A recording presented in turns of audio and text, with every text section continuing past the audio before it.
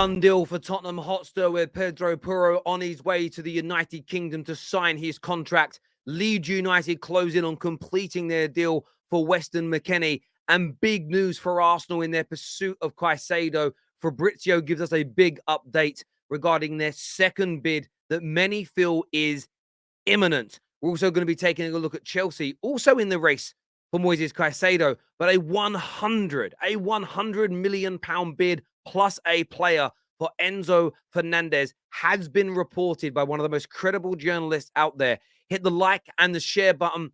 Deadline day is approaching. The deals are coming thick and fast. Let's go.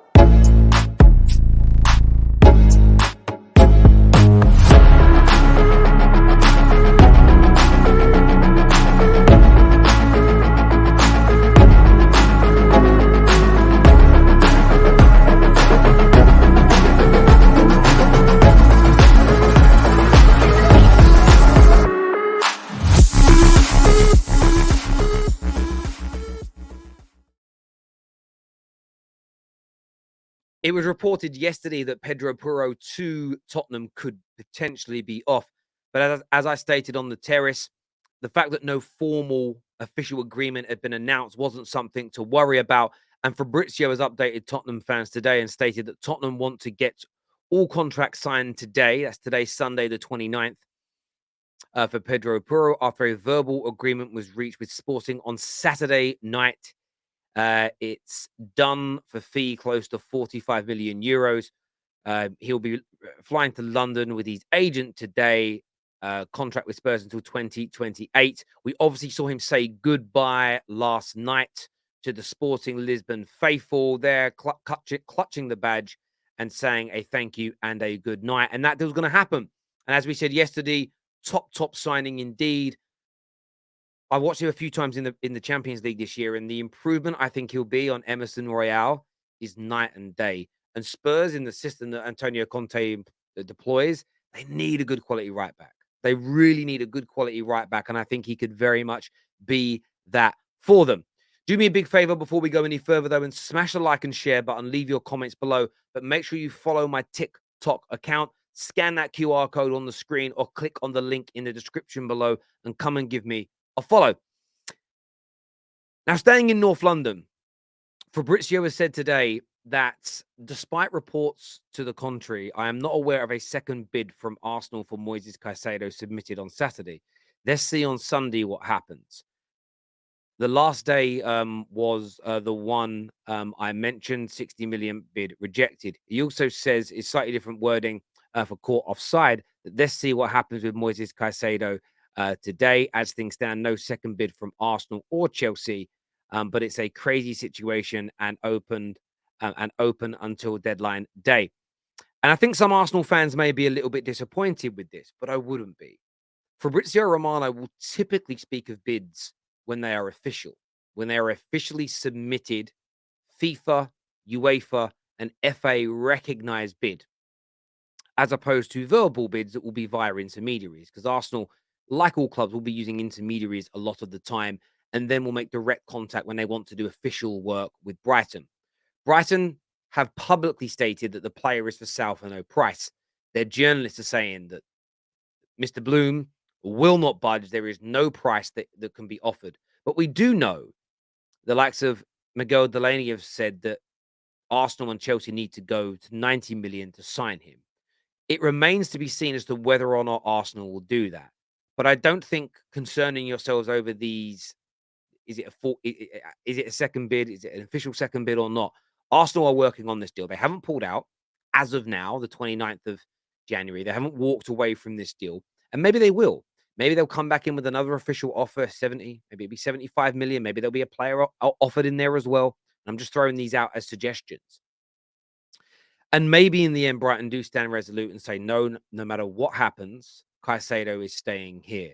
But this deal is active. This deal is on. This deal is being negotiated. The player, whether you want to use the term as agreed personal terms or personal terms will be no problem, wants to join Arsenal. He's also very open to joining Chelsea as well. Both clubs are looking at him, but Arsenal seems to be the more active in this deal right now, and we'll move on to Chelsea a little bit later. So I would say don't be deterred.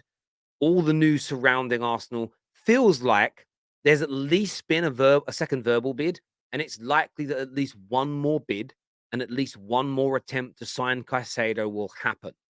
Some expect that second bid to be imminent. So I say watch this space, wait for the weekend to settle. Brighton, of course, have got a game today, which means it would have been very difficult to do anything today, at least before that game against Liverpool. You're watching this after that game's finished, so you know the result. This is being recorded just before it. So let's see what happens in that space. Chelsea are very interesting, though, because what has been announced today, now this has been put out by, as I say, one of the most credible journalists out there, Cesar Luis Merlo, Argentinian-based journalist who was the first to break the news that Chelsea were willing to spend north of £100 million on the player. His finger's been on the pulse the whole way through. He has stated that Chelsea have a new attack to sign Enzo Fernandez, €100 million plus a player offer in. So he is stating that that bid is in, that bid has been made, and Chelsea are trying to pursue the deal and get that done. So, of course, I want your thoughts and I want your feelings. This news was also echoed by Record, who reporting that Chelsea are willing to make another offer for Enzo before the end of the window. What do you make of this? Does this pull them away from Caicedo? What does this do for their summer pursuit of Declan Rice? But more importantly, do Chelsea sign the player? Do Chelsea add this supremely talented young man to their ranks now? That's the big question. That is the big question, and I want your thoughts and I want your feelings on that. Personally, I felt like this deal could always get done. It was reported as off, which was rather premature. There was always a feeling Chelsea were going to come back in.